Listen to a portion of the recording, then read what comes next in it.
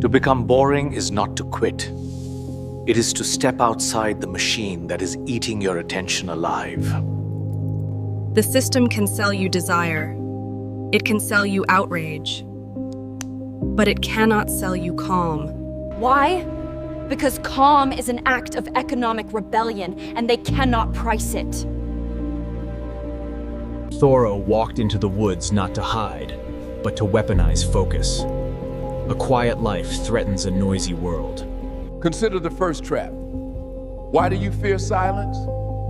Because you confuse stimulation with being alive. Your brain is a novelty junkie. It devours the new, then demands louder, brighter, faster for the same buzz. This is hedonic adaptation, a treadmill where happiness expires the moment you purchase it, then renews the craving.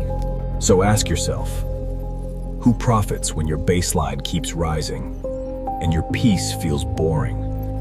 Reverse the experiment. Lower stimulation until ordinary moments regain color, weight, and meaning in real time again. Try one commute with nothing playing. Let your mind detox slowly, then notice what returns first. Hold one morning with no headlines. Protect your first thoughts from rented panic and borrowed urgency. Work in longer blocks. Stop feeding micro-interruptions that fracture attention into scraps all day long. Your calendar looks emptier. Your output becomes denser because depth replaces motion, optics, and performance theater. Call it boring if you want. Boring is what a free nervous system looks like in public, under pressure. Second trap, the slot machine in your pocket. You check it for rewards you cannot predict. Psychologists call it a variable reward schedule. Skinner used it on pigeons, and it worked perfectly. It is not the notification that addicts you. It is the uncertainty. Maybe good news, maybe nothing. This is Pavlovian conditioning weaponized. Your body mistakes anxiety for connection and calls it love. Cut the cue chain. Disable non-essential alerts. Bury addictive apps. And make access inconvenient on purpose. Batch your checks twice daily. Everything else becomes background, not a siren pulling your gaze all day. In meetings, keep the phone far away. Let people feel your attention as a boundary. In work chat, respond in windows. Train others to respect delayed access to you without guilt. Notice the shift. Urgency loses teeth when you stop rewarding it with immediate obedience, every single time. Now you are harder to model. Algorithms hate people who do not twitch on command. Third trap is the full menu life. Too many options drain you before work even starts. Decision fatigue is a tax. Every small choice steals fuel from courage, restraint, and judgment. Open doors feel smart, yet each maybe runs background processing, leaking attention like heat overnight. Ask a brutal question. Which options exist only to avoid committing? And which serve your real aim? Build defaults. 1 outfit pattern, 3 meals, 1 training slot, and 1 media rule you honor. Close categories, not just tasks. When a category disappears, it stops charging rent in your head. Pick 3 priorities for the week. Say no to the rest without explaining, apologizing, or bargaining. In a high-stakes room, clarity reads as authority. Authority reduces tests, friction, and negotiation. Busy people may mock you. Most are drowning in choices you deleted months ago and secretly envy it. Keep it simple. Simplicity is not aesthetics. It is strategic energy preservation for higher decisions later. Fourth trap is hating boredom. So you fill every gap until time itself feels sharp and hostile. Withdrawal from stimulation can hurt. That pain is not emptiness. It is your system recalibrating. Remember the marshmallow test. The winners did not grit teeth. They changed the waiting experience. So practice the skill.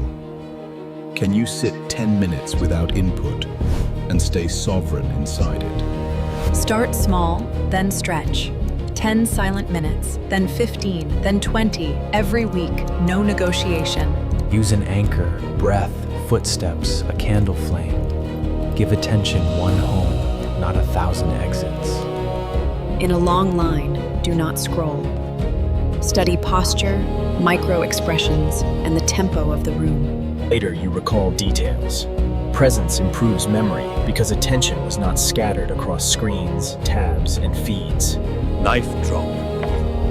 If you cannot be bored, you cannot be free. After a month, silence stops threatening you. It starts paying you back like interest, compounding quietly each day.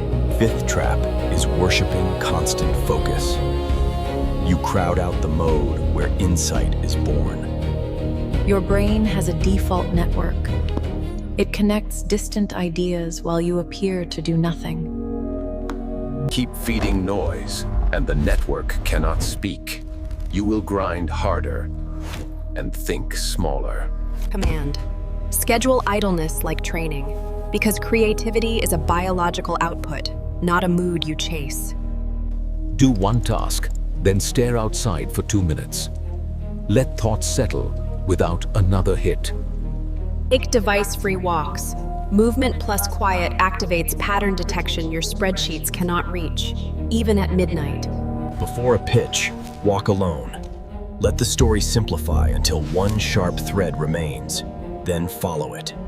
In the boardroom, speak fewer words.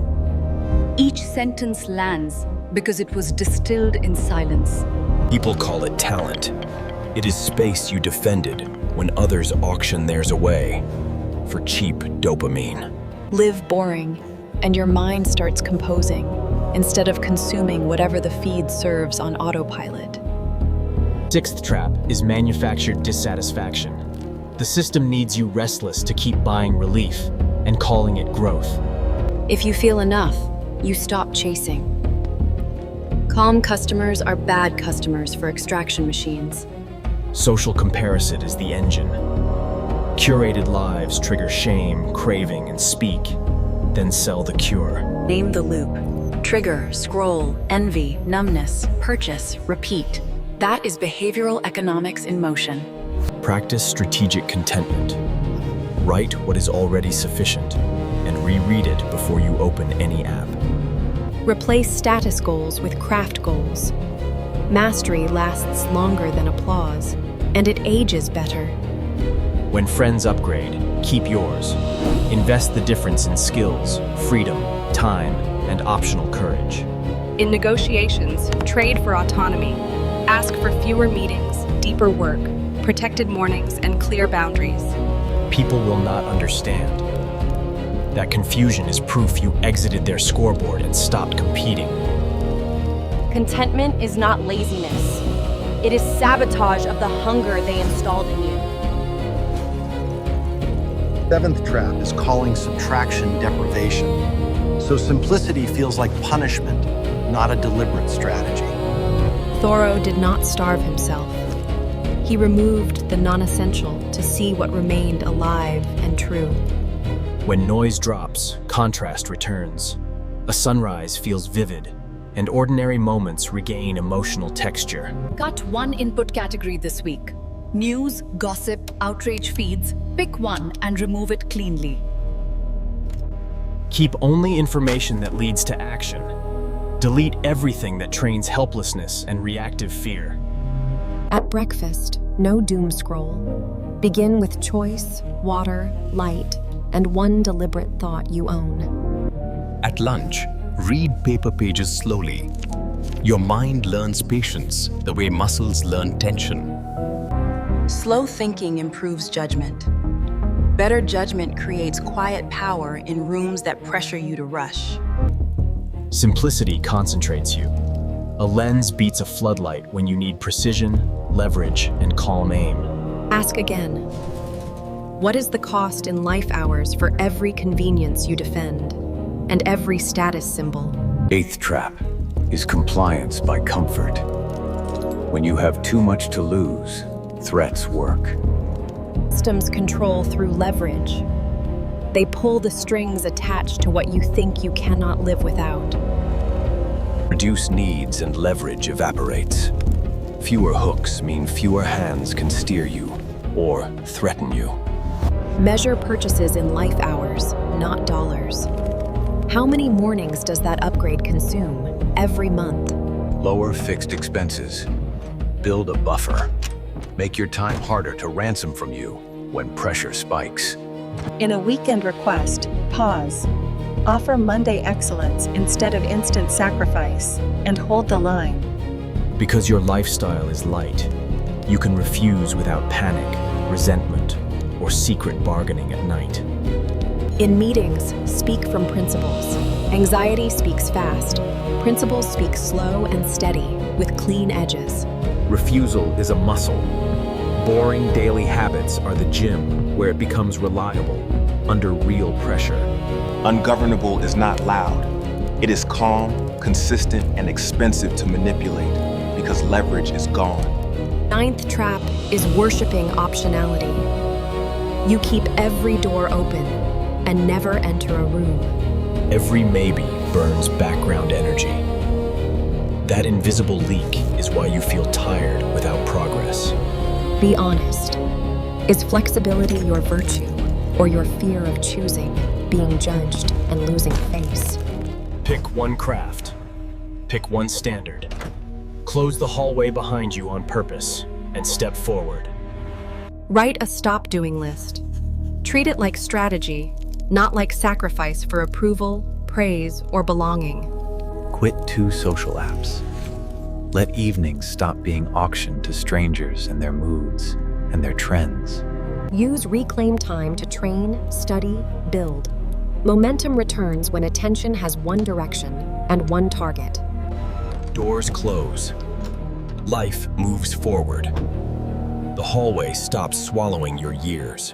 10th trap is thinking retreat equals defeat. So you stay in battles you never chose.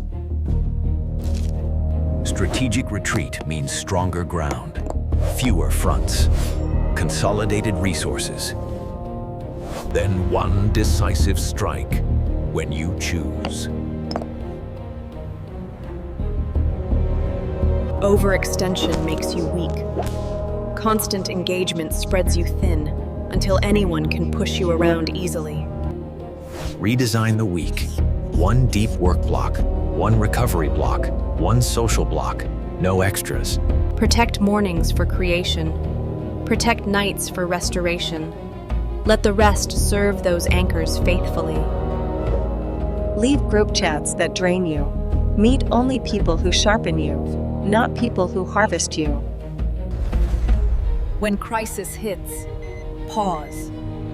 Breathe. Choose. Respond once, instead of spiraling with the crowd, or refreshing. This is what boring looks like. A steady pulse, and a life that is yours fully. Now the question most people avoid. What remains when habit, fear, and imitation are removed? Write what you do for approval. Write what you do from fear. Circle the overlap without mercy. Those circles are your chains. Chains can be cut quietly, without drama, speeches, or revenge. Start small. One silent morning. One notification purge. One honest no each week. Then repeat it. Expect pushback. Your boredom denies others the attention they were feeding on to feel alive. Stay calm. Calm is contagious.